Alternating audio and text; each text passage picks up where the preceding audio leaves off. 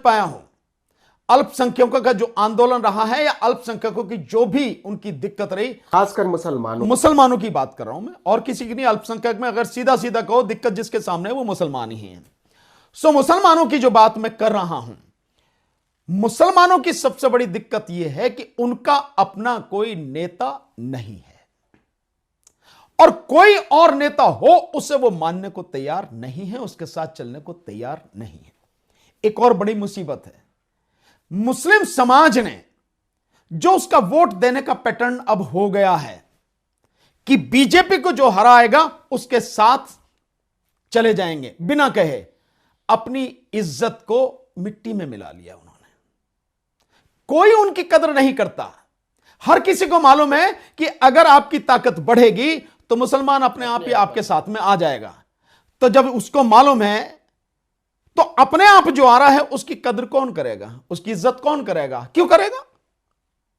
सो जिसके साथ आप जा रहे हो वो इसलिए नहीं करता कि भैया मेरी ताकत थी तो तुम आ गए, और तुमने अपना कोई पैदा नहीं किया जिसकी वजह से कि भाई हम आपके साथ में, चाहे हारो या जीतो हम आपके साथ में, आप कहीं जाओगे तो हम आपके साथ में जाएंगे। असदुद्दीन ओवैसी इतने बड़े, असदुद्दीन ओवैसी साहब के सामने कितने ही बड़े सवाल, वकील बिरादरी से बिल्कुल कितने ही बड़े सवाल उनका अपना समाज, मुस्लिम समाज लगाता है। उन पे खुद उनका मुस्लिम समाज विश्वास नहीं करता।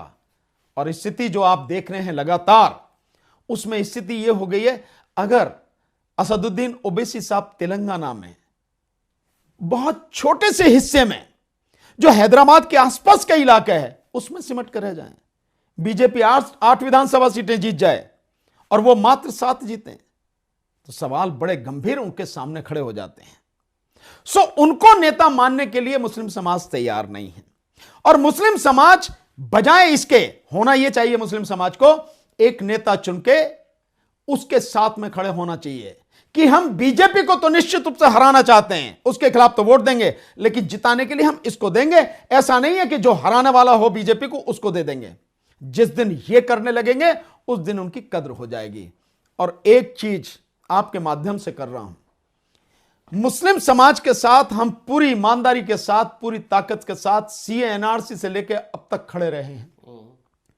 उनकी आवाज उठाने में हमने कोई कसर नहीं छोड़ी है पूरे देश में। लेकिन आज जब हम जंतर मंतर पर हमारा प्रोग्राम था, मुस्लिम समाज नदारद था। क्यों नदारद था? हम तो आपकी आवाज उठा रहे हैं ना, हमने तो आपसे कोई वोट नहीं मांगी ना, आपने, हमारा तो कोई स्वार्थ नहीं है ना। वो लड़ाई जो ईवीएम की हम लड़ रहे हैं वो तो तमाम मुस्लिम समाज की है। इस देश में अगर मोदी सरकार 2024 में जीत के आ गई, अगर ईवीएम से चुनाव हुआ तो सबसे ज्यादा और सबसे पहले निशाने पर तो मुस्लिम समाज ही होगा। और है भी। मॉब लिंचिंग किसकी हो रही है? मुस्लिम समाज की। तो मुस्लिम समाज आता क्यों नहीं हमारे साथ? अगर जो लोग आपके सामने खड़े, आपके लिए खड़े हैं, रात दिन आपकी आवाज उठा रहे हैं, आप उनके साथ भी नहीं आओगे तो फिर कौन आपके साथ में खड़ा होगा? फिर क्या होगा? नेता विहीन समाज हमेशा मात खाता है। यह उनको सोचना है। तो मैं जो देख पाया हूं, निश्चित रूप से मुस्लिम समाज एक अच्छा समाज है, पर उसकी लीडरशिप चुनने की और लोगों के साथ में खड़े होने की जो तरीका है बिल्कुल समझ के बाहर है। अगर चेतना की कमी है, कुछ नहीं, कोई राजनीतिक चेतना नहीं है। असदुद्दीन ओवैसी साहब को वो बुरा भी कहेंगे, वोट भी नहीं देंगे, लेकिन उनकी मीटिंग कहीं भी होगी तो आप देखिए किस तरह से भीड़ आती है अंधाधुंध। तो फायदा क्या उसका? इसके अलावा अगर उनका कोई धार्मिक फंक्शन है, केवल एक आवाज लगानी होती है मस्जिद में और वो सारे के सारे वहां पहुंच जाते हैं, जहां बुलाओ लाखों की भीड़ आती है।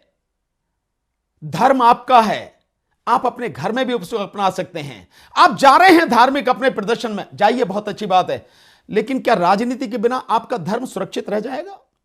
क्या राजनीति के बिना आप सुरक्षित रह जाएंगे? अगर सरकार इसी तरह से तानाशाह और अत्याचारी होगी तो क्या आपके आने वाली पीढ़ी, आपके बच्चे सुरक्षित रह जाएंगे? नहीं रह सकते। तो जो लोग आवाज उठा रहे हैं उनके साथ खड़े क्यों नहीं होते हो? अगर नहीं खड़े होंगे तो आगे कौन तुम्हारे साथ में खड़ा होगा? यह मुस्लिम समाज को सोचना। यही दिक्कत मुस्लिम समाज की सबसे बड़ी है। आप चुनाव लड़ेंगे 2024 का? ईवीएम हट जाएगी, जिसके लिए हम पूरी ताकत लगा रहे हैं। ईवीएम हटा के बैलेट पे